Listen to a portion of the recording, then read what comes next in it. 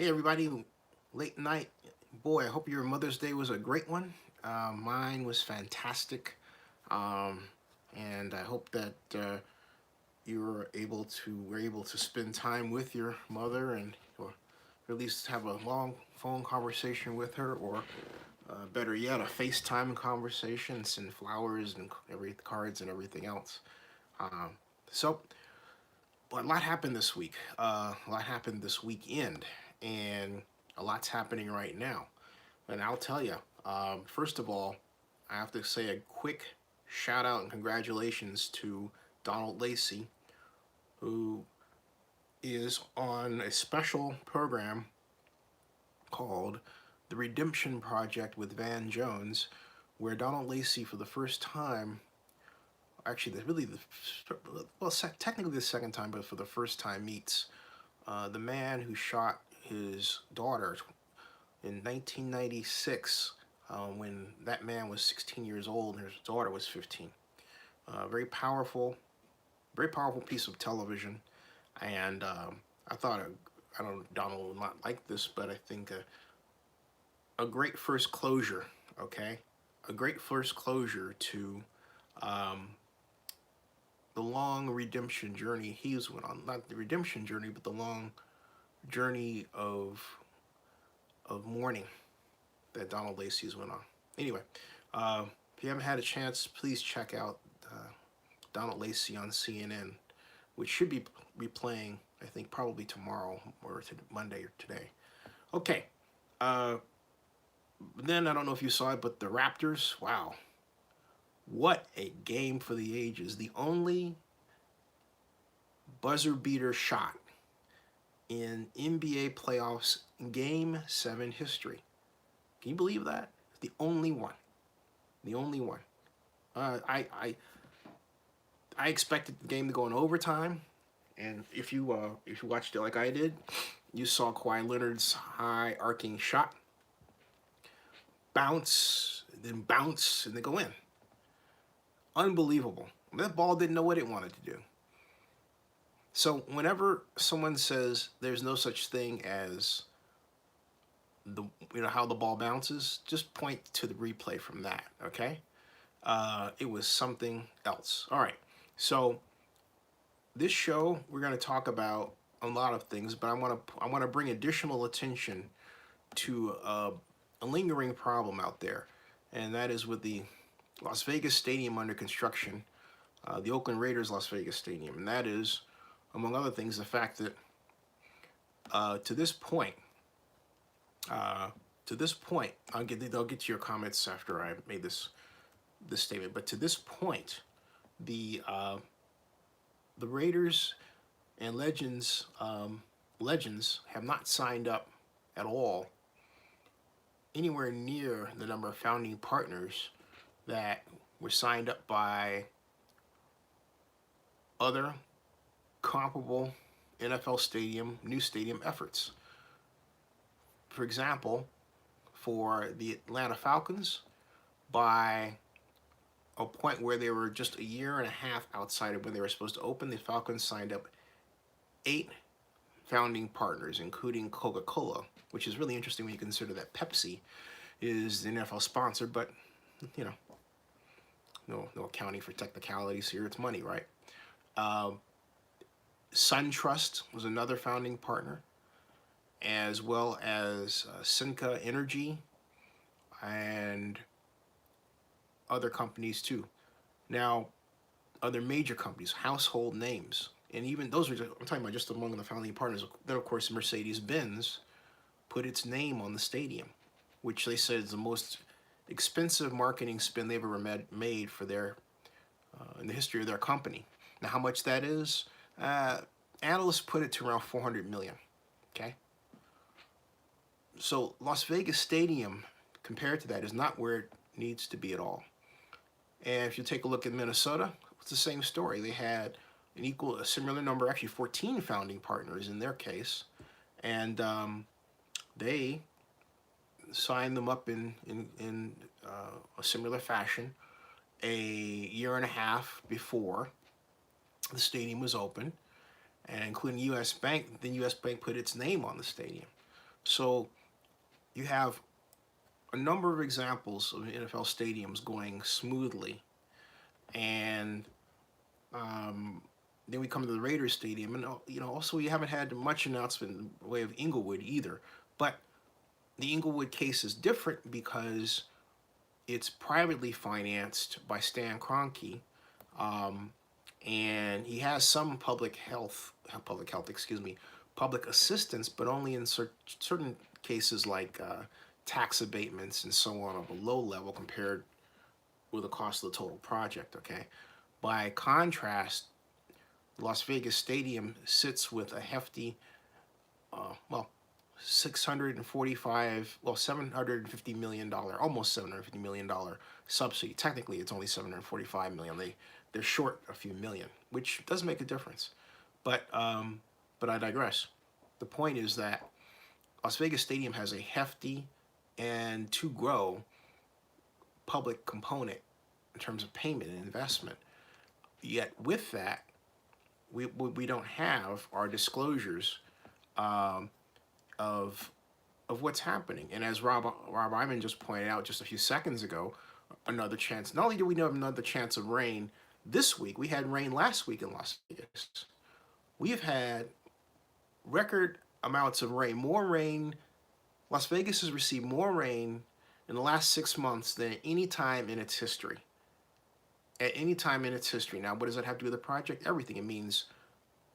What it means basically are cost overruns and cost slowdowns, or construction slowdowns. Because particularly at the period where they're putting in the truss spans for the roof, one by one, there's 52 of them they have to put in. I believe they only put installed 8 right now, but if that. But point is, they, and not all of those are finished either. They're still being made and prepared and shipped and everything else. But the point is that if the winds kick over 17 miles per hour and there's inclement weather, stop, okay? Sean Watson just said that Al Davis doesn't want this to happen. Let me get to your commentary here. We're starting with Sean Watson. We're back. And Sultan King says hello, to which I say hello back. Sultan King said hello for some particular reason 4 times. But at any rate, Rob Iman says Portland will give the Warriors fits. That's going to be an interesting series. I'm not prepared to say, well, I'm prepared to say that it's going to be interesting. I'm not prepared to say that Portland will give the Warriors fits because maybe this is wishful thinking. No, it isn't. I just have a feeling that the Warriors are going to come up with some sort of surprise that the Trailblazers didn't expect. Maybe we'll find out that Kevin Durant isn't hurt as badly as we thought. If he does make a comeback like that, his value will be incredibly, his legend will be that much larger.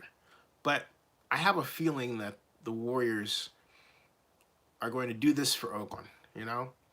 They're going to want to close this out in fine fashion, dispatch for the Trailblazers, and head to the NBA Finals for one last swan song, you know? Rob Iman says maybe the stadium will be haunted by the ghost of Al Davis. Could be. You know, I'm of this mind. I'm not one talking about the Las Vegas Stadium to wish it ill or to hope something bad happens, because again, I think that Oakland should plan. I always feel like something's going on behind the scenes that we don't know about, but I just have that feeling, okay? And I think Oakland should plan for a way of replacing the Raiders, or well, we're already in court with the Raiders, so let's see how that comes out. And I would be surprised if the city of Oakland didn't win that court case. But my point is that I like Las Vegas. I don't wish ill on Las Vegas at all. The main problem with the Las Vegas Stadium project is simply a lack of disclosure. Okay? Rob Iman says XFL, and that's not going to happen, unfortunately. Sean Watson says, I am not a Warriors fan, but I do want them to win. I don't think that, but my whole point is I really don't believe at all that the deal is going to fall apart on its own. Talking about the Las Vegas stadium deal, I think what I most fear, and again, to reiterate, the problem that I have is this desire of lack of disclosure. I mean, for example, there's a vlogger call I've talked about here, Jedi Rich Lightlauer, all right? And Jedi Rich put up this really hilarious, I thought it was very hilarious, Twitter tweet talking about how this, I believe I can show this to you, how this person at the stadium site basically said, "Hey, are you with the Las Vegas Review Journal?" And then said, "Oh well, okay, you're not with the Las Vegas Review Journal. That's great. You cannot, because otherwise that person wasn't going to let them film." I'm not kidding you. It was seemingly nice construction lady came up and basically said, "Hey,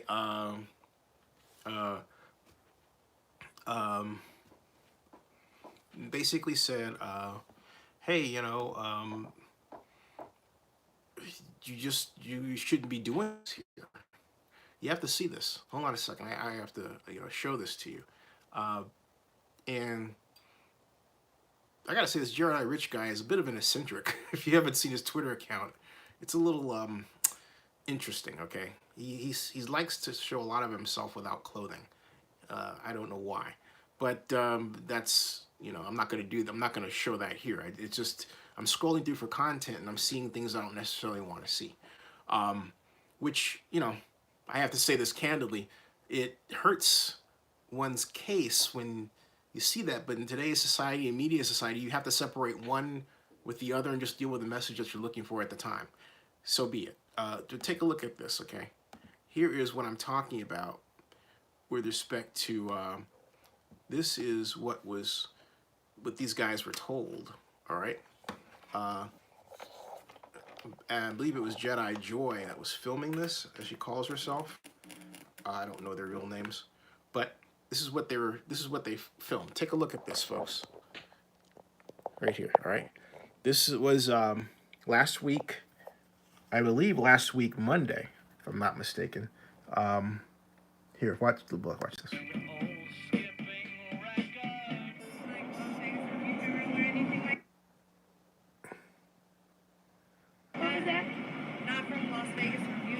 No. Okay, you're fine.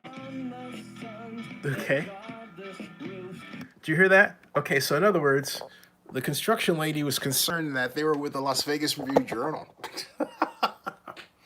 And here their journal's been some sort of booster for the stadium project, right? I mean, and she goes, no, which is easy to say because she's not. And she lets her go and film. But they were actually going to stop her if she was. And this is on May 11th. It says, update, security at the stadium is stopping any videographers with the Review Journal or anything like that from taking photos. Yeah, and so they have an update of the stadium and everything else.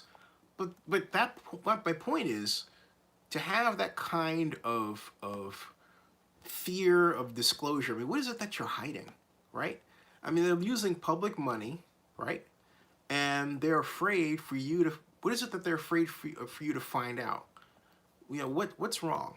So I mean, and clearly, she didn't just do that on her own. Somebody put her up to that. Someone said, "Oh, hey, John Marks, how you doing? Welcome." And C Delicious, how you doing? But my whole point is, someone put her up to do that person. And that's scary when you have a project, a public project that's being protected that way. Oh, no photos, no this, no that. And you don't have to be right at or on the stadium grounds to get any kind of meaningful photographs of the thing or video.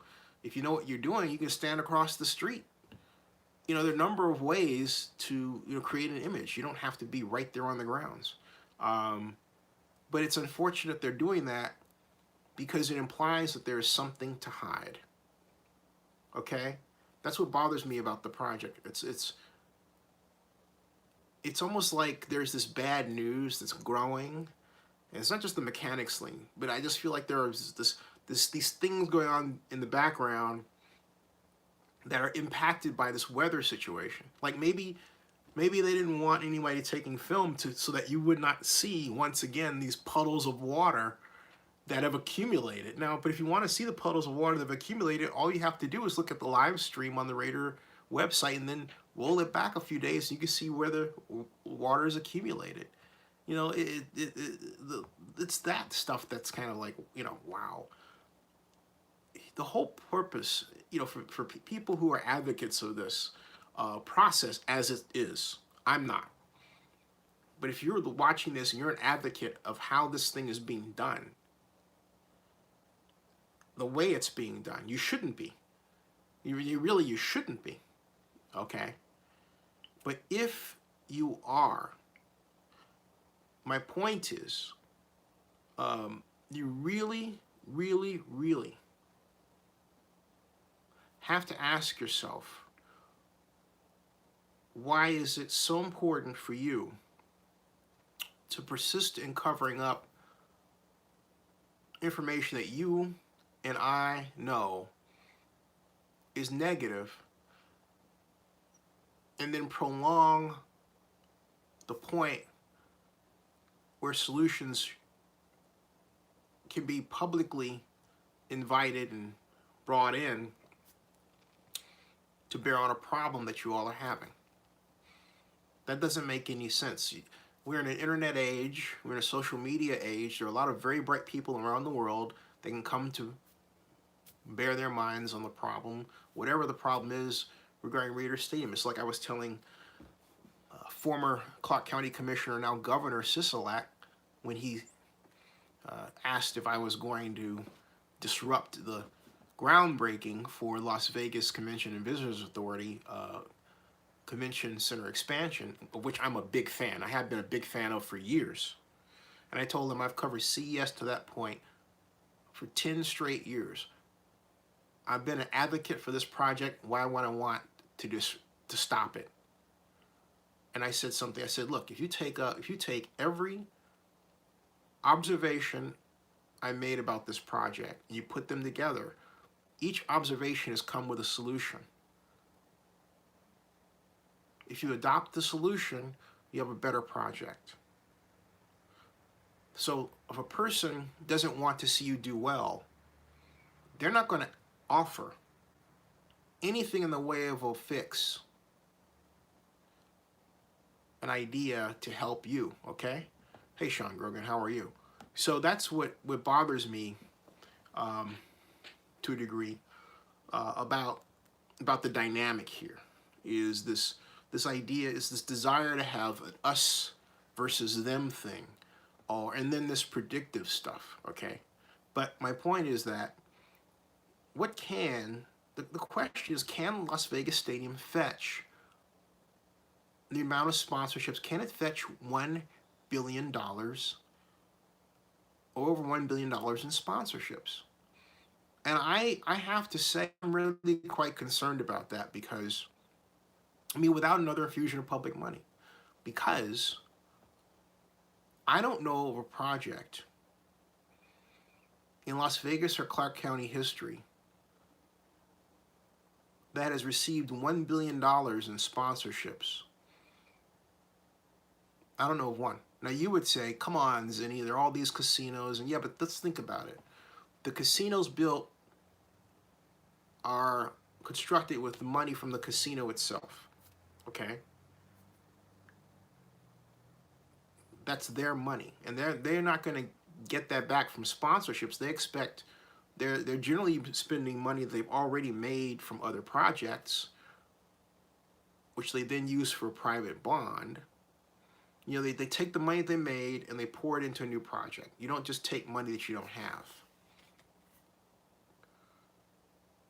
So if it's not that, then it's a public project for which you're using the hotel tax base. Okay? This is entirely different. You have the hotel tax revenue that fuels the bond issue, but that's only one part of the equation. The other part is you have an $850 million line of credit from Bank of America that times its interest rate as well has to be paid, plus its interest rate has to be, plus its interest, okay, has to be paid back with interest. And that has to be done by way of sponsorship monies.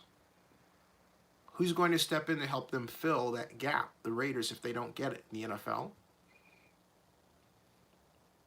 Does the NFL have a cutoff point? What is that cutoff point? Is it 200 million? Is it 400 million? What is that cutoff point? I don't know. And I know that if I ask the league would direct me to the Raiders. I don't have to guess about that. I know that if I pose that question to the National Football League, what they would say is, we don't get involved in a Raiders situation. That's a question for the Raiders. They've said that time and again, not just to me, but to anybody that asks a question like that, any member of the media. So it's kind of a waste of time. You might as well do your digging someplace else and ask your questions directly to the Raiders. If they'll even give you an answer. They don't give me answers. They get mad. Fine, Fine. But there's clearly a problem here. So I don't think, and Sean Watts says, how good is the company doing the work? Well, the company, that's a very good question, Sean. The company doing the work is Mortensen McCarthy. But Mortensen is the same company that built the Minnesota Vikings stadium. So they have a good track record with respect to NFL stadiums, at least that one, okay? But this is a really different situation. Now, Oakland Raiders News One Nation says, I work at Coca-Cola, and we just had a meeting. We will sponsor Las Vegas Raiders with all their refreshments. Raiders Stadium will be a Coca-Cola account. That's a huge sponsorship. I quite agree. That's news, and I have no reason to not believe you, and I think that's very exciting because that would mark the same kind of sponsorship that the Falcons have. And so you guys just had that meeting, and I think I just got a tip. So I'm gonna put that out there, okay? And I'm gonna put that out there right now on Twitter, and I'm gonna follow it up later because that's good news. And I'm fond of saying, hey, look, if you got good news, all right, I'm not gonna doubt you. I'm putting that out there as the shit, okay, as the news right now.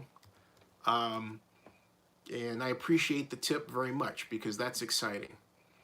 Because I mean, let's see, it's okay. Just got a tip that that Coca-Cola will be a founding partner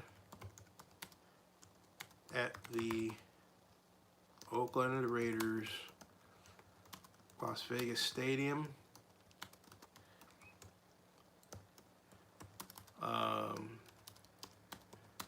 Same deal as Atlanta Falcons Stadium.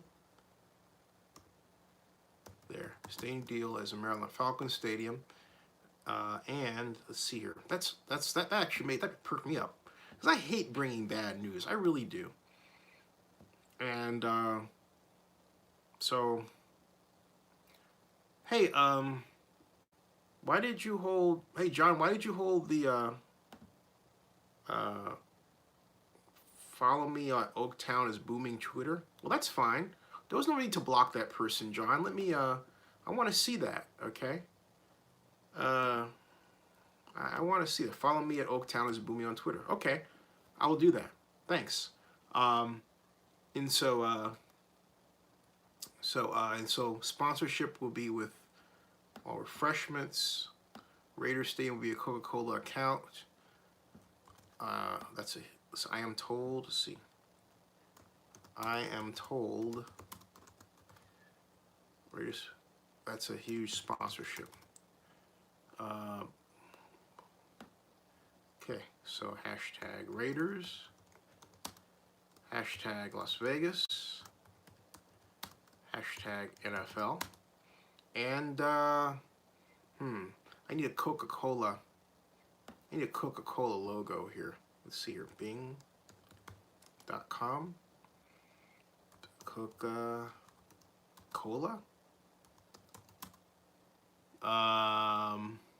Let's see here. Coca-Cola logo. Boom. Okay. And more.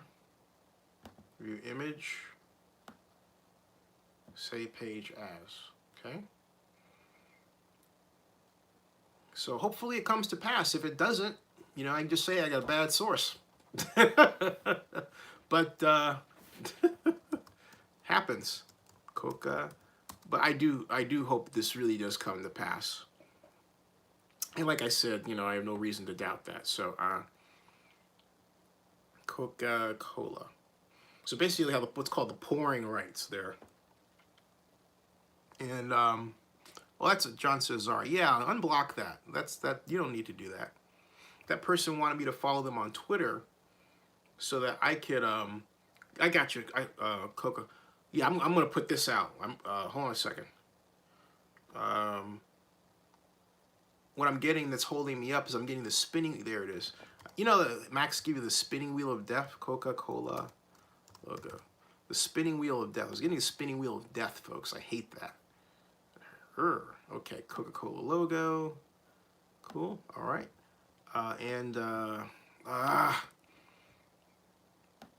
Okay. That is big. That means that they're on their way, because that's another piece. That so when that's announced, they'll have 4 founding partners. The Raiders will have signed up 4 founding partners, actually, with the help of legends. Okay, so Raiders NFL, Coca. Respect who? Hey, you know what? That information seems sound to me. So I'm not going to go off somebody else's past reputation or what somebody else says. That seems like a very logical development. It's one of those things where, I mean, look, I feel like this. I can't go wrong. If I put it out there and I say it's got a tip, the tip doesn't work out, it doesn't work out, right? But it's a logical something to expect.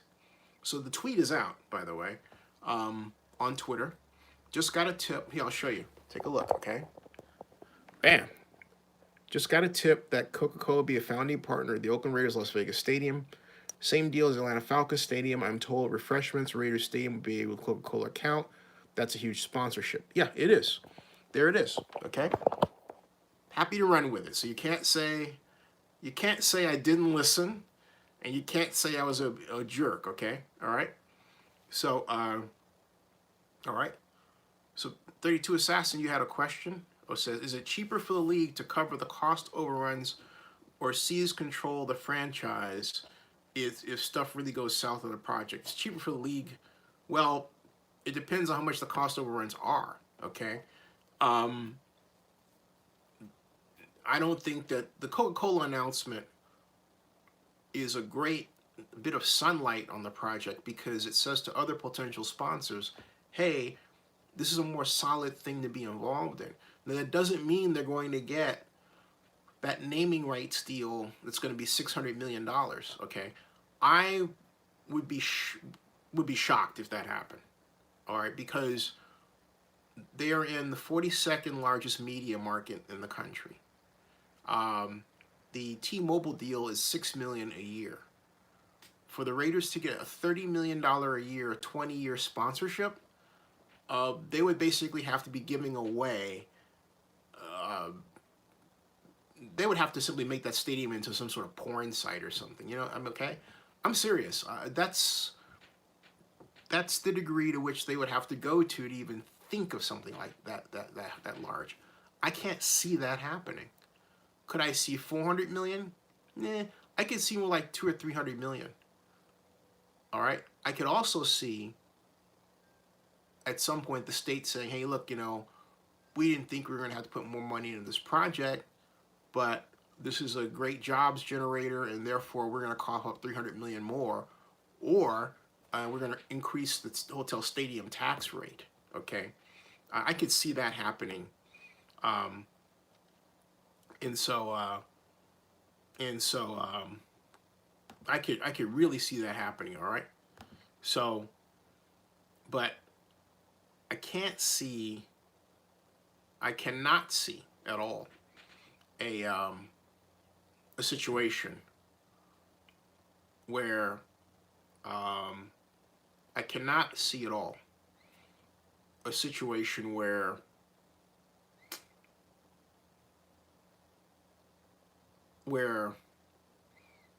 the NFL will go all out itself and spend money to bail out the Raiders rather than putting it up for sale. You know, there's a cutoff point. And you would say, what is that cutoff point? I'll tell you that cutoff point's about 400 million. All right, because the NFL would offer a line of credit around that much, not more than that. But anything more than that, and the NFL would be considered to have to do the unthinkable, which is basically to contract the Raiders. And I mean contract the ownership, find another owner. I don't mean contract it out of Las Vegas, although ultimately that still could happen as well. No, that's not true. That's not true. They wouldn't go that far. They wouldn't go that far. It depends on the fiscal damage, okay? If there was no suitor for the Raiders, but in this case, there's tons of them. The Faritas brothers, there's a number of people around the world, entrepreneurs, tech entrepreneurs, captains of industry, people like Steve Jobs' widowed wife, who was just looking to buy a sport and get involved in a sports organization. And she's got, I think, what, $14 billion herself. So there's no shortage of people around the world that would chomp at the bit to own a piece of the Oakland Raiders in Las Vegas. At all. There just isn't, okay? Rob Iman says Larry Ellison would love to buy a professional team. Yeah, you know. But I could see, 32 Assassin says, those suitors have to pass muster with a good old NFL frat. Yeah, that's true. I mean, the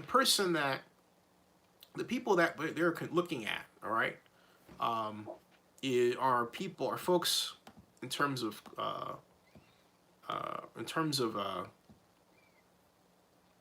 those folks, okay. I'm just writing talking about this at Zinny62 YouTube here, okay. The like Dave, like the Carolina Panthers owner, right? He's worth 11 billion. Okay, so you have David, you've got trying to think of Steve Jobs. There. Laureen Powell. That's her. Laureen Powell, Powell, is worth 14 billion? Ooh! Excuse me. As of 2019, she is worth $20.8 billion. So Laureen Powell is worth more than currently the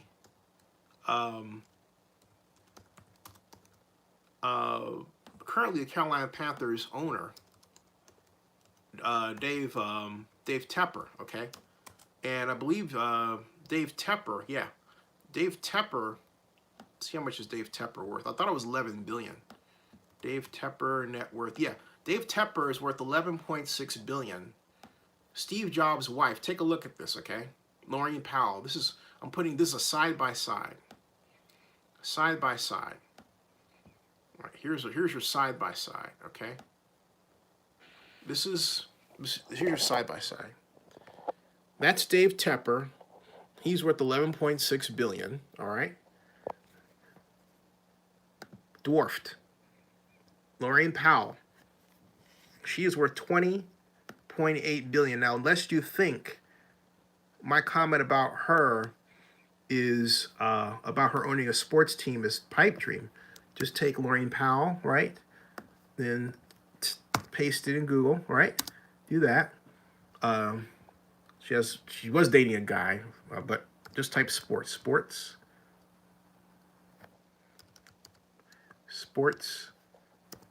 owner, sports ownership, okay? And this is it. Monumental Sports and Entertainment founder and CEO Ted Leonsis has announced that Lorraine Powell Jobs, founder and president of Emerson Collective, will join the Monumental ownership as a minority investor. Okay?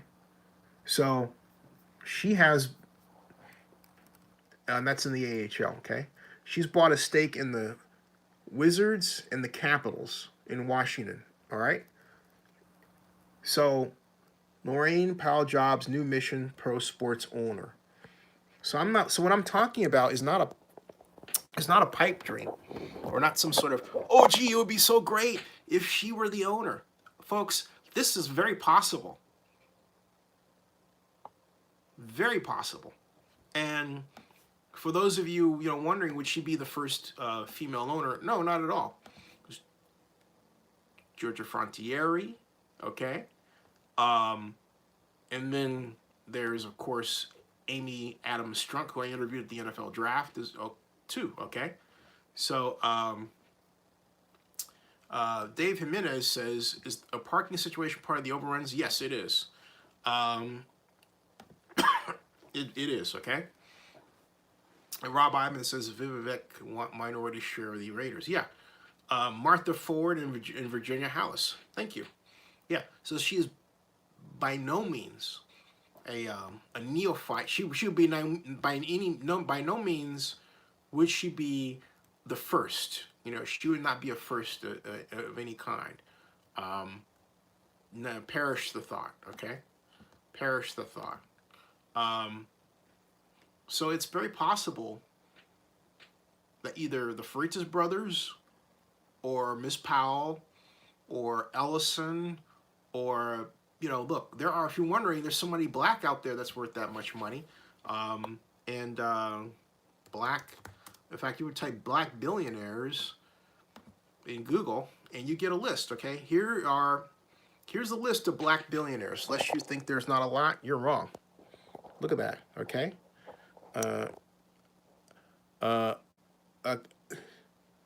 Nigerian businessman Iko Delcote, with a net worth of $13.8 billion, is the world's richest black person. Then there's Mike Luna, Oprah Winfrey, and Mo Ibrahim. All right, there's a list. Black billionaires. All right, this is the part that no one talks about. Okay. There's Oprah. So there's this, I'm looking for the list. Just give me a list, man. Just give me a list. Let's see here. Where are we? This is very comprehensive. I like this. All right, 2016, as this needs to be updated, of course, but because there's another gentleman involved here, that's Robert Smith. Okay, he's actually worth more now. Keo Decote, Mike Ngunda, Robert Smith, Oprah Winfrey, Fem Otedola, Stria Masiwa, Zimbabwe, Forashun Akala, Patrice Motsep, Michael Jordan, Abdul Samarabu, and Mo Ibrahim. All right. So when you see this list of, all right, just consider that in the context of athletes like Steph Curry saying they want to buy the Panthers. If you're an athlete and you're watching this, why don't you get to know some of these gentlemen and partner with them because they have more money than you do? But the media, and it just shows you the level of media racism that there is today, folks. That they put out this projection that only black athletes have enough money to buy a sports team. But seeing this, you and I both know that's not true. The world is completely different than the media presents to you, and that's why I was railing about what Craig Newmark did when he's worth $1.6 billion, friend of mine, okay, and turns around and basically starts financing companies started by folks who are white just because he likes their journalist credentials of old media, and they turn around getting arguments with each other and wind up embarrassing him when he could finance organizations like mine, which is a for-profit, and others who are making media tech and who happen to be some black, Asian, Hispanic, white, diverse group. Okay, but understand that media should be tech, and you have to have a profit motive in order to understand how to build a platform that actually works in terms of sustaining itself. You have to have running a sustainable company, not just one that somebody put their money into as a tax shelter. So that's not. I mean, where's the sustainability in that? There's not. Okay. So hey, Eric Young. Eric Young asks, does she or anyone for that matter does become the new owner? What are the chances of them working with Oakland? I don't know. I think, well, but let's speculate, just for the purpose of your question, okay? Rob Iman says he likes to see Jamin Johns buy it, but to just to entertain your question, I think that would have to happen if it were clear that there was something wrong with Las Vegas Stadium, something that made it unusable, all right? So that Oakland had an opportunity, to basically jump in, and if it wasn't already aware of it, and come in and fix the situation and say, hey, you got territorial rights here, why don't you come over? Why don't you come home and to this stadium that we are going to build for you here, right? That it's that situation I could see where something like that would happen. I don't like the sound of that because, again, I think, look, the way this is going to shake out, I believe, just by my understanding of it, is the court will find that the Raiders, if not the entire National Football League, did indeed violate their own rules of relocation and were, in point of fact, guilty of working not in good faith, okay? And they will have to pay a sum. Now, how much that sum will be, I'm going to say I would be surprised if it were $1 billion. It could, but it depends on how much comes out of the court case, the severity of those fines. So let's peg it at around 200 to 300 million. That if it comes out to that, that's payable. But if it's something north of 500 million to 600 million, you start getting into the territory of saying, hey, the Raiders are going to be in Vegas, of course, but then doesn't Oakland deserve its own team? And as I've said before on this program, if it comes to that, fans of the Raiders in Oakland should be prepared to have a new brand in Oakland, or if it gets north of $1 billion and you talk about stripping it, we'll see, okay? But I can't. That's not going to happen. The Raiders are already marketing themselves in Las Vegas as the same brand that was in Oakland. So you're not going to see them turn around and all of a sudden just change their colors and all that stuff. Some people have put that out there as a possibility, but I think that's a foolish bit of news to advance. And anybody that picks it up and advances it, I think, does so at their peril. Okay, I personally cannot see that happening. I just cannot see that happening. So Rob Hyman says he was in Sacramento this weekend, is turning the next Silicon Valley. Yeah, it really is. So that's what's happening, folks. It is now 2:07. Special announcement to make. Will Durst, famous comedian, is going to be my guest, not tomorrow, but Tuesday, at 8 o'clock p.m. Pacific, right here on Zenny 62 on the phone, unless I can get him to use Facebook Messenger. Eric Young says, because even you said Oakland is still a more viable shovel-ready plan than Vegas, and I agree with you.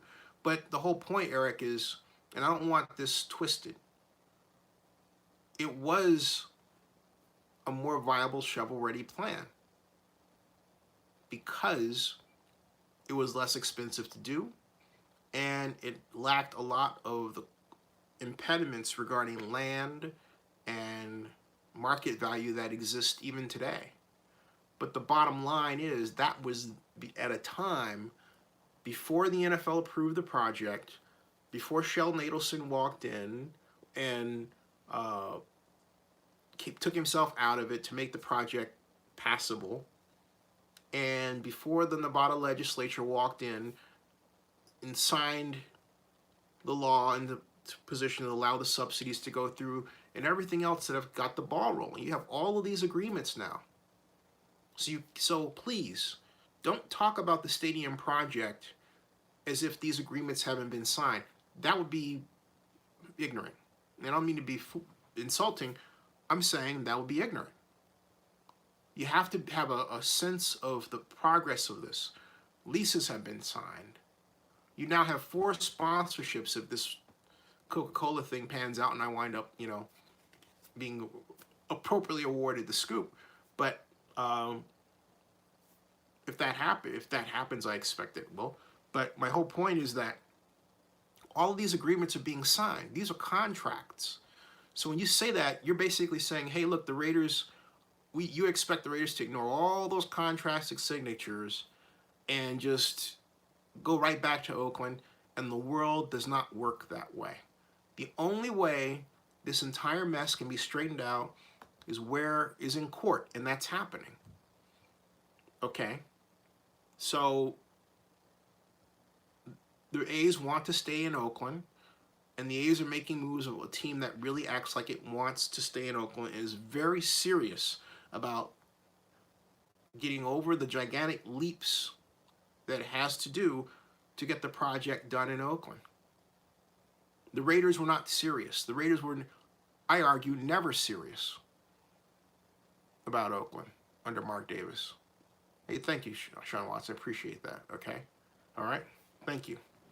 So my point is, look, that horse left the barn a long time ago.